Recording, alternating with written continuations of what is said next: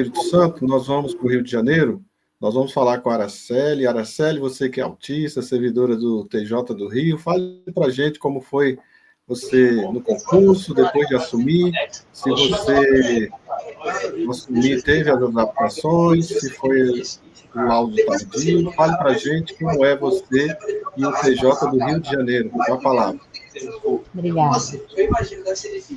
Deixa eu ativar o timer aqui para não perder o tempo, gente. Então, eu já participei de outras lives do Moab no ano passado, e esse ano eu vim dar uma atualizada. Vou falar de tudo, um resuminho anterior, e vou dar uma atualizada nas questões atuais do TJRJ. Como o Antônio, eu também entrei na ampla concorrência. Eu não sabia que eu era autista, que eu sou autista. Araceli, só um pouquinho. O som da TV pode abaixar aí um pouquinho, que está vazando aqui. Tá. Abaixa um pouquinho o som da TV, filho, por favor. Som da TV, por favor.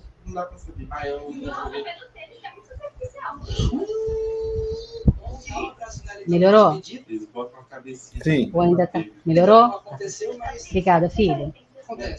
Então, assim, o meu caso é o mesmo do Antônio Vidigal. Eu entrei pela ampla concorrência. Eu entrei, inclusive, eu nunca me preparei para concurso público.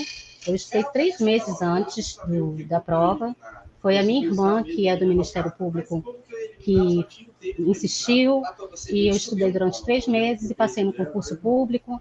Passei numa classificação bem distante, mas foi em 2004, foi quando houve uma chamada muito grande para o Tribunal de Justiça. Então, eu fiz a prova em março.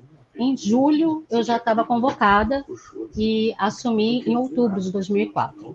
Completei 21 anos esse ano no Tribunal de Justiça. Enfim, eu sempre tive problema de relacionamento dentro do tribunal.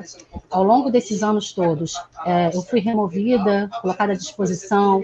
Eu pedi para permuta, pedi para ser removida, sempre por conflitos de relacionamento.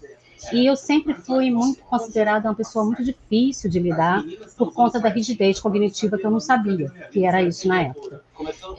Colegas que trabalharam comigo, se estiverem assistindo essa live, eles vão saber que isso é realidade. Todas as serventias pelas quais eu passei, eu tive algum problema de relacionamento, principalmente quando eu tinha que cumprir ordens que eu não via sentido. Na época eu era meio ignorante, eu falava até que eram ordens burras, mas hoje eu vejo que é porque na minha mente não fazia sentido aquele tipo de ordem. Então eu entrava em conflito com colegas, secretários de juízes, e com isso eu era colocada à disposição. E outra coisa também que acontecia comigo era comprar briga de colegas. Eram situações que nem me envolviam, mas eu via meus colegas sendo injustiçados, passando por problemas com juízes, com chefes de serventia, e eu intercedia por eles, sem eles nem pedirem. E isso acabava gerando mal-estar entre mim e a chefia, e eles me colocavam à disposição, alguma coisa assim. E aí hoje eu sei que era aquele senso de justiça.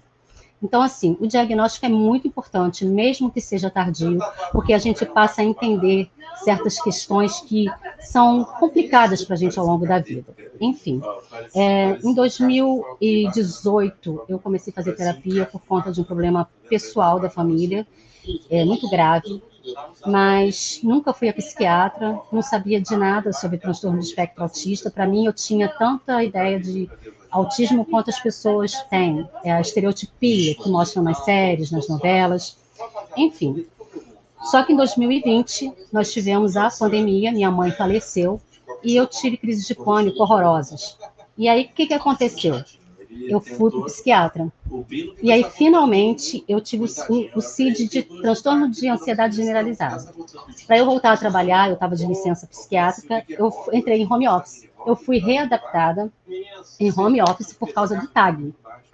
2021, 2022, a minha psiquiatra desconfiou do TAG, do TEA. Só que ela não me contou, porque ela pensava assim, eu não vou falar com ela para ela não induzir o teste.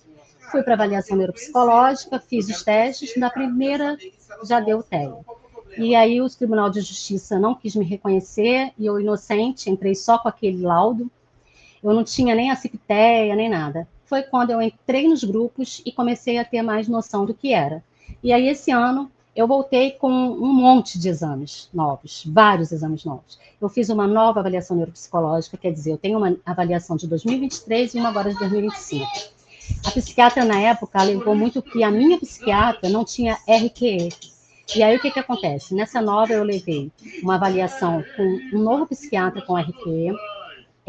Eu fiz, inclusive, passei pela unidade de saúde básica mental do SUS, passei pela equipe de neurologista, psicóloga, e o meu laudo pelo SUS é assinado por três